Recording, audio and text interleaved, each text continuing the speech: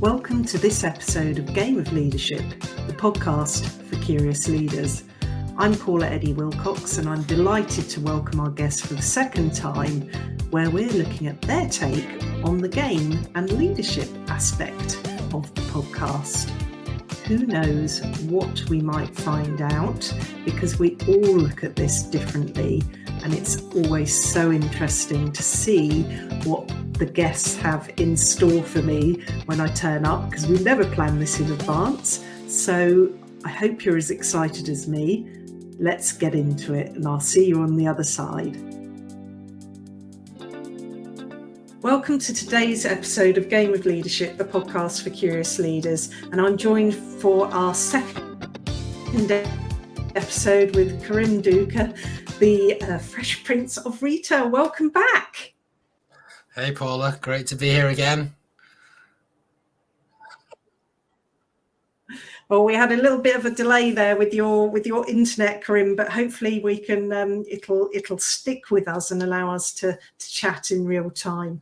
It's great to have you back, and I hope you've had a good week in between.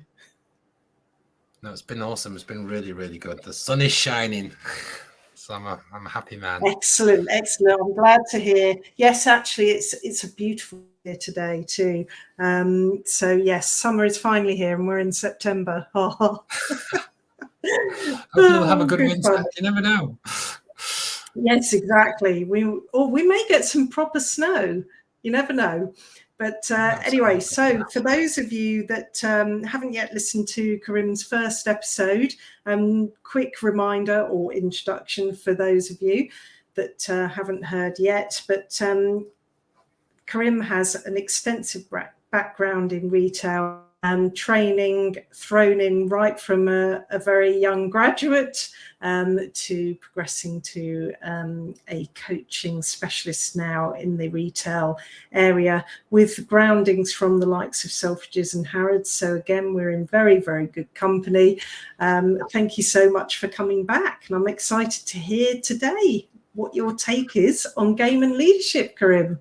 Yeah, I absolutely love, the title of this podcast, Game of Leadership. And I think that leadership, my thing is that leadership is a game. The world is a game, and I kind of feel that there's a system for absolutely everything. So there's a system for waking up, there's a system for getting a job, there's a system for getting a date, and life is just one big game, one big system. And we should embrace that game and gamification, into your daily kind of leadership. I love that idea that everything is a game, if I've interpreted that correctly, because we've had guests on, and you'll know this because you're an avid listener of the podcast. But some people, when you hear game and leadership in the same sentence, it really gets the hackles up. That for me, I know that it makes me think about political side of things, for example, where people are playing office politics, trying to get one up on the next person, and it's all quite an unpleasant environment. And I know over my, I won't say how many years, but of nearly 30 years, certainly of corporate experience, but longer experience of work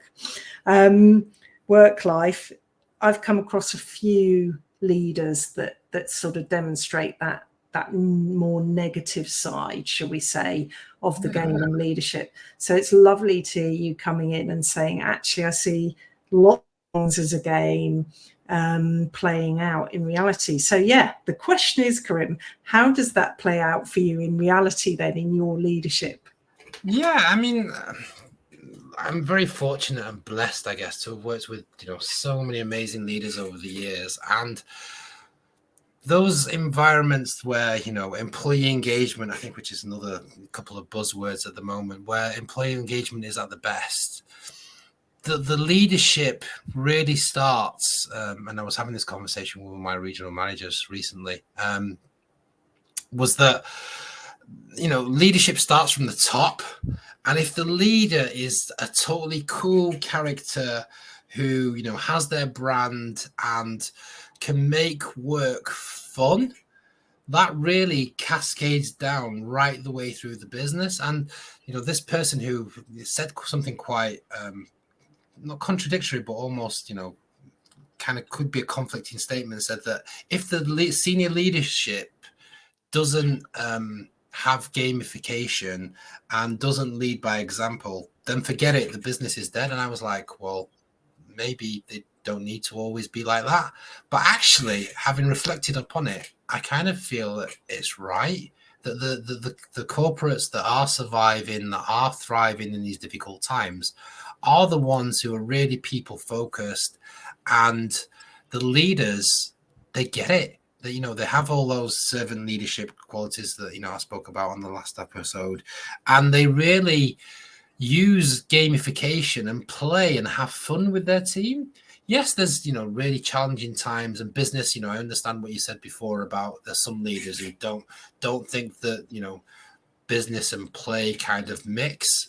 But I'm totally of the ilk now where I'm telling you, like, you have to play, you have to engage, you know, the youth, you know, the TikTok society and all that kind of stuff. If you're not doing that within retail and you're not engaging your team, then they're not going to be present. They're not going to be there for the long term. Recruitment's a massive issue, all that kind of stuff. And I think gamification needs to happen, not just on a, you know, once a year, here's a big retail seminar kind of hit, but like keep them occupied every single month and day and even hour. Yeah, that's my take on it. Yeah, do you know, that's so interesting, and had a lovely few episodes with a lady called Sarah Lefebvre, who is a leadership games expert, basically, is the easiest way to describe her. So if you haven't already listened to her episodes, then, you know, please do. It's fascinating. Check that out for sure. Yeah, it's really fascinating. And, you know, she sort of made the point that, you know, games are a part of that learning experience. And forgive me, Sarah, if I don't quite say this in the right way, but this was how I understood it, you know, take away from chatting to her, you know, that we basically shouldn't be putting games in for the sake of making something, what did she say? Softening the pill or something, you know, as in compliance training. Let's turn it into a game to make everybody enjoy it, and because they have to do it. Actually, we can bring this into every aspect of what we do. And I used the word fun with her, which, you know, I know you've used today, hence I bring it up again. And for me, and I shared this with her at the time, it is about having that fun in what we do as well, because we spend the majority of our time at work, you know, 5 out of 7 days in our week. So if the humor and the fun disappears, for me, I'm out of here. You know, I think it deeply connects with people's purpose and, you know, why did they get into a job and why are they going to stay in the job? And, you know, in the best high performance teams that I've ever worked with, you do feel like that family, you know, atmosphere and stuff.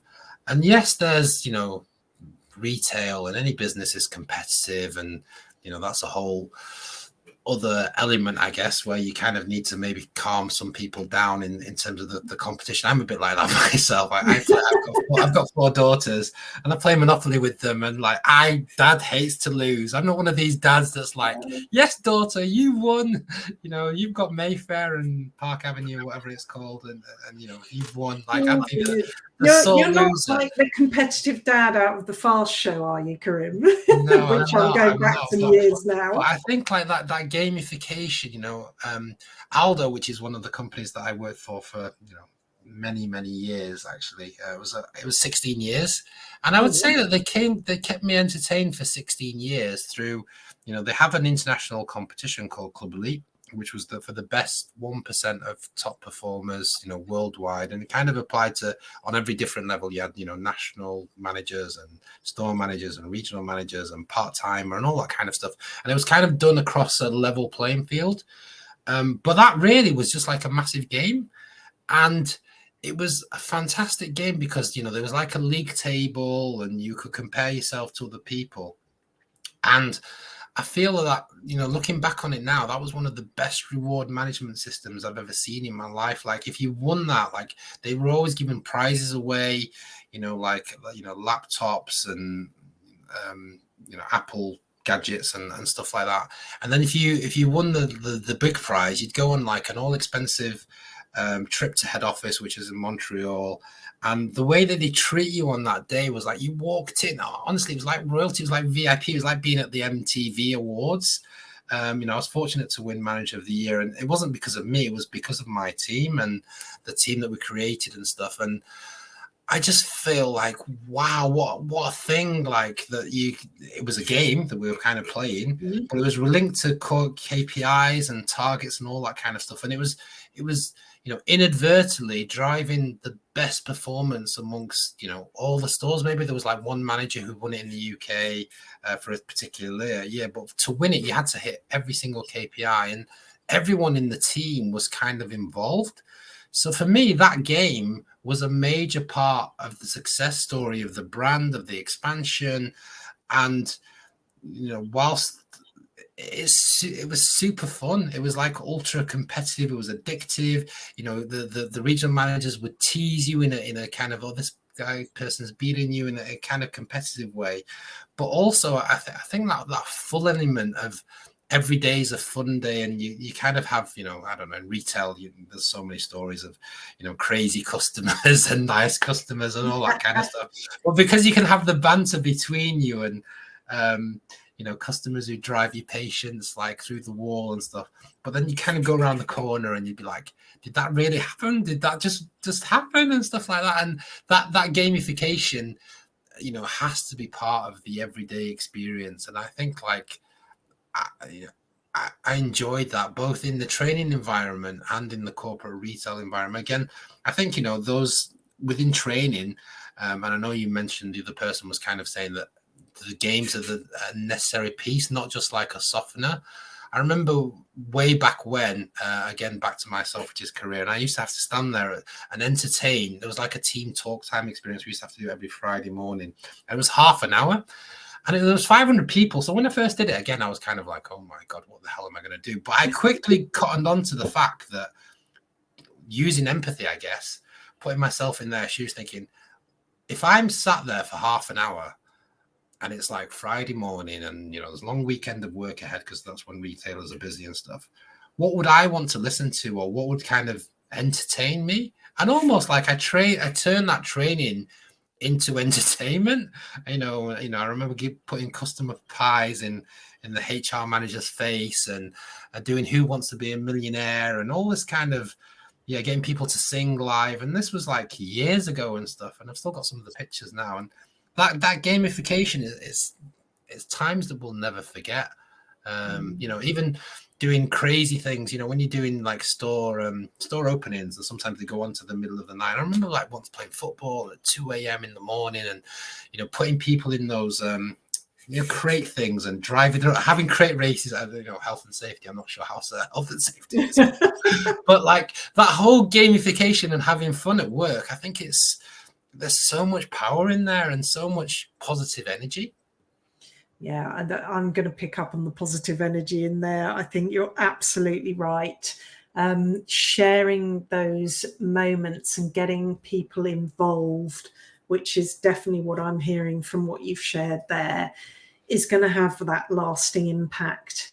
And I've reflected on this before with other guests, but also for myself. You know, we've all attended those sessions, meetings, training, whatever it might be, where we're talked at for 2 days, and we're all fired up at the end of it. And then a week later, we can't remember what was shared. And a year later, we're certainly not implementing anything that was shared in those 2 days, even though we got the certificate to prove that we went on that training or whatever.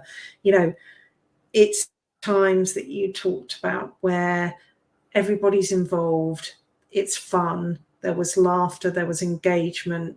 you know, and you turned things into entertainment or a game, and everybody was engaged in that 30-minute session, they'll remember it for a very, very long time afterwards because of that.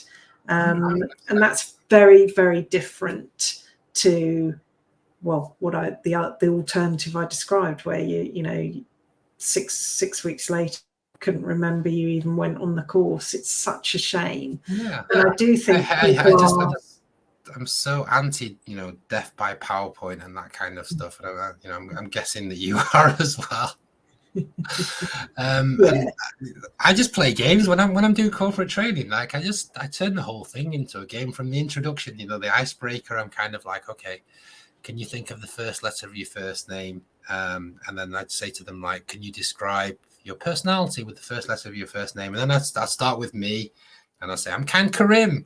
And then I'd get the next person to start with me and then say their name. And, you know, even if there's 16 people on a Zoom call or whatever, we're doing that, I just make it interactive and fun and all the way through. And I think that's the way forward. I remember with coaching as well, to get people to understand how, I guess, the difficulty of coaching and that active listening piece. I kind of just play the game. There's a game that I used to play at school. I'm sure you played this and you're going to smile shortly. That yes, no game where you have to, the objective of the game is to make the other person say yes or no really quickly. And I just get them to play that. And then once they've played that game and they're kind of, it seems easy when you're watching someone else do it. Like if, you know, me and you did it now, I don't know, you probably thrash me, but like it seems easy when you're kind of watching, but once you're actually involved and you've got to make the other person kind of quick fire say yes or no by asking questions, it's actually a lot harder than you actually think. So yeah, and turning it into a game, I think really, really works. Yeah, it is about people a lasting experience to help achieve the goal that you're all striving for. And you mentioned the word purpose, Karim, and I know that you follow me, so you know that I'm massively into purpose and helping people connect with their purpose and what that means for them. You know, and when we connect on that deeper level, whether that's through the games that we play at work or in our leadership life in a positive way, and that really then connects with people's deeper purpose, it's definitely going to keep people engaged. And to your point of staying at Aldo for 16 years, you know, that's a massive testament to them and how they dealt with employee engagement, for example. You know, so don't ever, I think the little takeaway here, or actually it's quite a big takeaway, don't ever underestimate the power of engagement and games in leadership, and what a difference that could make for a team that's bored, disengaged, and turning them into a team that's all striving for the same thing, the same goal, and feel entertained and engaged whilst doing it. Yeah, and I think these days it's up to the leader to kind of influence and you know, just come up with games on a weekly basis. Like, you know, we used to have like in retail, like beat the boss, and it was like not a big thing, but it's like beat the boss in sales, and it was great for the boss or the leader to get on the shop floor and show that, you know, he can or she can do the things that he's, you know, preaching to everyone else. And just have those challenges. But then even simple things like having a bingo or splitting the team into two on a Saturday and playing bingo. So you give like all different kind of sales, you know, like a double, the shoe care sale, you know, I worked in Aldo, it was to do with shoes. So kind of like a shoe care sale will get this piece and you get this piece off, and you kind of, once someone has a bingo line, you just, the store would just erupt with laughter and stuff, and it would just keep things going on. You know, chase the £5 across, you know, from different things, and have funny words that you'd inject into customer conversations that were like just really strange. I was ask you about that. Yeah, it was just strange and true and stuff. And some of the things that happened to me in retail were just bonkers, you know, people coming in with like a snake in the store and all this kind of stuff. And someone came into a store once, and again, it kind of teaches you a lot about leadership and I guess gamification as well. But someone came in and they had like, it was like Boxing Day, and I was kind of, sales driven and focused on sales. And he came in and he basically had like, it was an anti-capitalist come in with this massive sign on the front of him, and it was kind of like with a massive tannoy, like, do not shop in any store, the world's going to end in 3 years and in 3 weeks or whatever it may be and stuff. And I remember my approach to him was kind of wrong, and I was kind of like, please get out of my store right now. And he said, I'm recording this conversation. And I just started laughing, and then I was like, actually I just reflected, and I kind of just calmed down, and I was kind of like, you know what? I respect what you're doing. Like, you're free to stay here all day and chill out and make other people laugh and stuff. And you're just like, I respect you, man. You get it. You get it. And it was, totally the opposite of what I expected it to do. But that energy, that fun, I think it's any business without that, if people are not actively engaged and having fun and can resonate with that purpose. And I think, quite rightly, you picked up on that purpose again. And, not everyone's kind of, gets motivated by money or whatever. I did a stint in Vision Express for one point, and it was people really joined Vision Express because they really cared about people's eyes and eyesight and all that kind of stuff. And the fact that they were making a difference in someone's life and giving them the joy of vision, so to speak, is fantastic. And that's the thing that really makes gamification and leadership kind of connect on a really deep level. Oh, I love that. Now, I'm wondering if the story about the snake might pop in into our third episode about your pivotal moments, but we'll hold that thought, Karim, because we've come to the end of today's episode with you. But gosh, what a fascinating take yet again on game and leadership in that same sentence. Lovely to hear your thoughts on how important being able to play games in your leadership with your team, in your organization, and what a difference that's made for you over the years in the levels of engagement that you've had. And kudos to you really for that title. It's super inspirational and there's so much fun in there, and I just love it. Everybody sees it differently. It's been a fantastic talking point, and I'm delighted to have been able to bring that forum for all of us to have a great chat and chinwag about it. It's brilliant. So thank you, Karim. I'm looking forward to our final episode with you next week, where we'll be looking at your pivotal moments and maybe come back to that snake story. So have a great week in between. Take care. Thank you for listening to today's episode of Game of Leadership, the podcast for curious leaders. I always think the game episode is one of my favourites because we get a real insight to our guests' take on their ideas of how games and leadership fit together.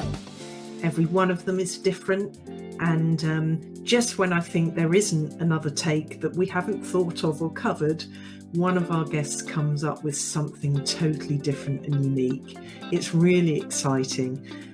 Look, now it's your turn. See what you think, see what resonated with you most, and as always, I encourage you to reflect on what you've heard and see what that might mean for your leadership moving forwards. I'm Paula Eddie Wilcox, and this is Game of Leadership, the podcast for curious leaders. I really look forward to seeing you all next week. Bye for now.